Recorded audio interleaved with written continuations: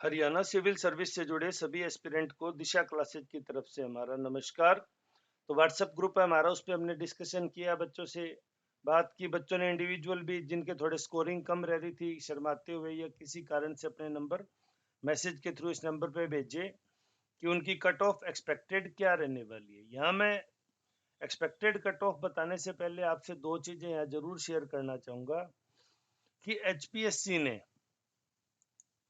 Advertisement निकाली थी, उसके आर्टिकल 20 नंबर पेज पे जब हम जाते हैं, 20 नंबर पेज पे एचपीएससी ने एक बड़ी बात कही थी। उस टाइम तो इस पे किसी ने गौर किया नहीं, ऑब्जेक्शन तो खैर कोई उठा ही नहीं सकता।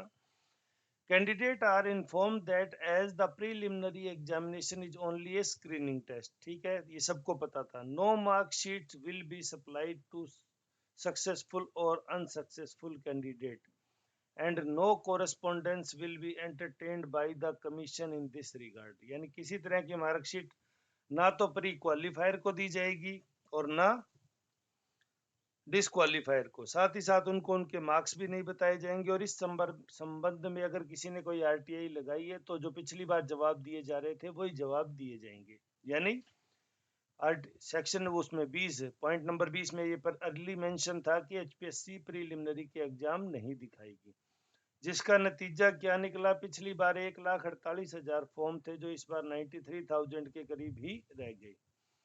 अब सारा दारोमदार एचपीएससी की ईमानदारी पे है। एचपीएससी ईमानदार संस्था है, इसमें किसी को डाउट नहीं है।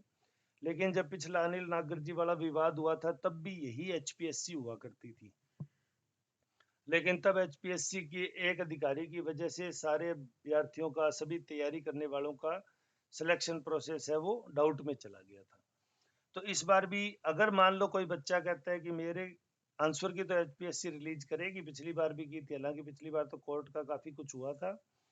आंसर की के बाद 70 बन रहे हैं और उसका जनरल कैटेगरी में सिलेक्शन नहीं होता, और दूसरा बच्चा कह रहा है कि मेरे आंसर की से 65 बन रहे हैं और उसका सिलेक्शन हो गया, तो हमें ये विश्वास रखना पड़ेगा कि इन दोनों ने ही कोई गलती की है, एचपीएससी ने तो इनको सही मार्क्स दिए।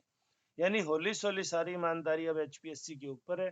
तो ऐसी स्थिति में एक तो कट ऑफ का मतलब ही नहीं बचता। अब वही लोग मेंस लिखेंगे जिन लोगों को एचपीएससी क्वालिफाई करेगी। तो एचपीएससी जिन लोगों को प्री क्वालिफाई कर देगी वो लोग मेंस लिखेंगे। अब बोले सर ये तो कोई मतलब नहीं हुआ, ये तो एक जनरल सी बात हुई।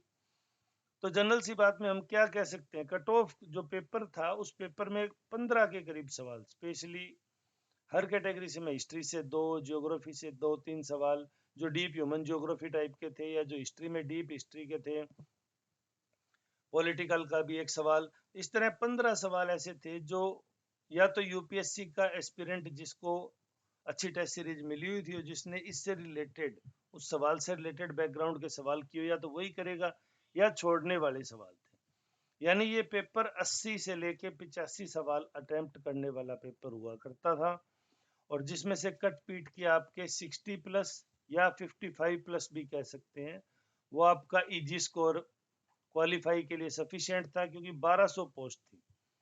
देखिए मैंने पहले भी पिछले वीडियो में भी आपको बताया कि 21 मई को एचसीएस का एग्जाम है और 28 मई को यूपीएससी का एग्जाम है, और 14 मई को था उत्तर प्रदेश का। तो उत्तर प्रदेश में यूपी पीसीएस का एग्जाम था। उत्तर प्रदेश में जो लोग अच्छा नहीं कर पाए, वो क्वालिफाई नहीं हो सके और उन्होंने हरियाणा का फॉर्म भर रखा था, डेफिनेटली वो सभी यहाँ पेपर देने आए थे। लेकिन जो यूपीएससी के सीरियस एस्पिरेंट थे, जो कि कट ऑफ को बढ़ाने वाले हैं, जो कट ऑफ को बढ़ाने वाले थे, वो लोग कम अपीयर हुए। मैंने जितनों से बात की मेरी समझ से, क्योंकि जस्ट 6 दिन बाद में जब आपका यूपीएससी जैसा बड़ा एग्जाम होता है तो कोई रिस्क लेना नहीं चाहता। तो ये चाहे एचपीएससी ने जिस भी ग्राउंड के आधार पे ये पेपर की डेट रखी थी, ये सक्सेसफुल हुआ। अदर स्टेट के कैंडिडेटों से हरियाणा के बच्चों का मुकाबला थोड़ा सा कम हुआ है। तो बात वहीं आती है घूम फिर के, एक्सपेक्टेड कट ऑफ। तो एक्सपेक्टेड कट ऑफ 55 टू 60, 5 का हालांकि बहुत बड़ा गैप होता है, लेकिन मैं ये कहूंगा कि जिस बच्चे के 55 स्कोर बन रहे हैं वो एटलीस्ट आंसर राइटिंग की प्रैक्टिस तो शुरू करें। कल को यूं ना हो कि रिजल्ट आए और उसके बाद में आप आंसर राइटिंग की प्रैक्टिस करो और फिर आपके पास समय ना बचे, क्योंकि ये परीक्षा जल्दी ही ले ली जाएगी, तकरीबन दीपावली के आसपास या अगस्त के बाद में, ये कभी भी ये परीक्षा को इसको कंडक्ट कर लिया जाएगा। 2014 का भी 24 का भी इन्होंने एक नोटिफिकेशन निकालना है इलेक्शन से पहले पहले। तो रीजन मैंने आपको बता दिया, एचपीएससी ने गोपनीयता की सभी लिमिट्स हैं वो हाईएस्ट स्कोर अचीव कर लिए है।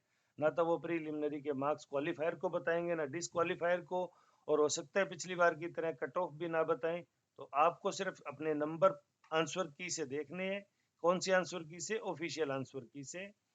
ऑफिशियल आंसर की से आप अपने नंबर देखेंगे और उसके बाद बस वहीं आप रुक जाएंगे, बाकी सारा परमात्मा पे छोड़ देंगे, क्योंकि परमात्मा और एचपीएससी दो ही लोग हैं जो अब आपका सिलेक्शन करा सकते हैं। तो ऐसे पीएससी बिरले ही हुआ करते हैं, पर हमारे हरियाणा को ये नसीब हुआ है। बहुत धन्य है हमारा स्टेट।